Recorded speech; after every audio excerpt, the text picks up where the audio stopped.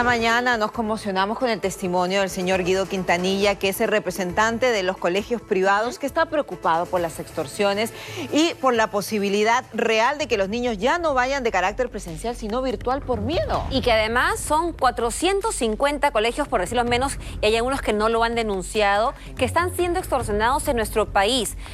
La gran concentración aquí en Lima, sin embargo, también en Trujillo, en Arequipa, hay colegios que también están siendo extorsionados. Les piden 50.000 soles, 30.000 soles para dejarlos operar, y más de 150 colegios han cerrado. El señor Quintanilla tenía previsto una entrevista presencial acá, claro, y por miedo no pudo venir porque a él también lo están amenazando por dar la cara, por alzar la voz.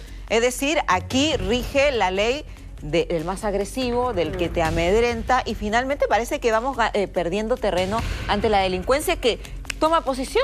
Y en realidad este no es el único problema que tienen los colegios, ¿no? Porque al gravísimo problema de las extorsiones se suman una cierta cantidad de deudas que son también potentes, que tienen los colegios. Y colegios públicos, ¿no? Que supuestamente tienen presupuestos asignados para hacer el pago del agua, de la luz. Eso es algo básico, y que los niños están que entran a clases y no van a tener el suministro básico vital. Por las deudas que hay. Y Sofía Gallegos, ella quería ahondar en ese tema, y con ella nos conectamos ahora en vivo.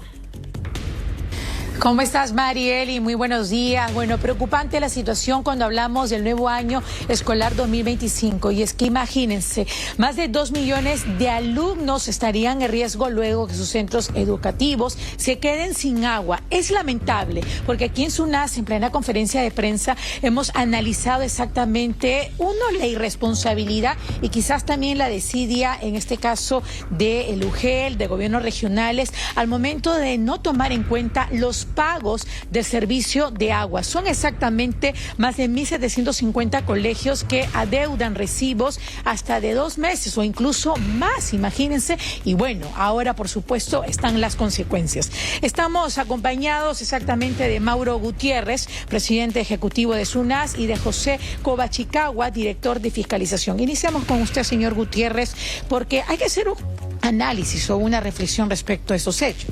Buenos días, ¿no? Como hemos presentado el día de hoy, sobre la base de la información de las bases comerciales al mes de enero, encontramos que más de 1.750 colegios, ¿no? Presentaban deudas superiores a 2 meses de pago, ¿no? ¿Por qué es importante estos 2 meses? Porque como cualquier usuario, cuando tiene una deuda acumulada mayor a 2 meses, cae en el riesgo de que pueda cortarse el servicio.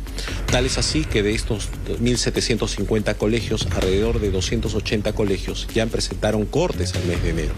Entonces, evidentemente, al ser instituciones educativas públicas, son instituciones que cuentan con los recursos ya planificados y presupuestados para el pago de estos servicios esenciales para su funcionamiento, pero encontramos todavía que existe una cantidad importante de colegios que se encuentran en esta condición de no pago. Ahora, solo quisiera mencionar, es cierto, tenemos 1.750 colegios, pero que en comparación al año pasado, digamos, sí ha mostrado cierta mejoría. Eso es la noticia positiva, ¿no? El año pasado eran más de 3.000 colegios que se encontraban en esa condición. Sin embargo, todavía el número sigue siendo importante. Del universo de colegios que hemos estudiado, a esta fecha, ese número de 1.750 colegios equivale a aproximadamente el 28% del total de colegios. Sin embargo, el lado negativo es que muchos de estos centros educativos son reincidentes, ¿no? Y si hablamos, por ejemplo, de la zona de la Amazonía, por ejemplo, donde tenemos verano, tenemos, no vamos a querer acumulación de aguas, ¿no? En bidones donde podamos tener casos de dengue, ¿no? Y evidentemente estos alumnos se queden sin agua, ¿no? ¿Qué pasa con los gobiernos regionales? ¿Hablamos de problemas administrativos? Muchas veces la razón o la excusa que se manifiesta para no tener los pagos, por lo menos en los primeros meses, es la no activación de los presupuestos. Pero eso responde a un tema de la gestión administrativa o la prioridad que se le pueda dar en el pago de los recibos, ¿no? Como te mencionaba, la información o el estudio que hemos desarrollado toma en cuenta el corte de facturación al mes de enero, ¿no? Hay algunas instituciones educativas que se han puesto al día en las últimas semanas de febrero. Por eso es que hemos pedido a las empresas prestadoras información, ¿no?, más actualizada o de corte del mes de febrero que recién se genera en el mes de marzo, para tener una información más actualizada. Pero es bien importante lo que mencionas, ¿no? No es necesario llegar al corte. porque eso pone en una situación en la que el colegio, aún estando en vacaciones, desarrolla actividades, y eso es bien importante de tener presente. A veces uno piensa en enero, febrero, bueno, no importa que no haya agua. No, el colegio sigue funcionando, sigue teniendo actividades, y cuando se produce el corte, además el colegio tiene que pagar la reconexión justamente porque se produjo esta situación.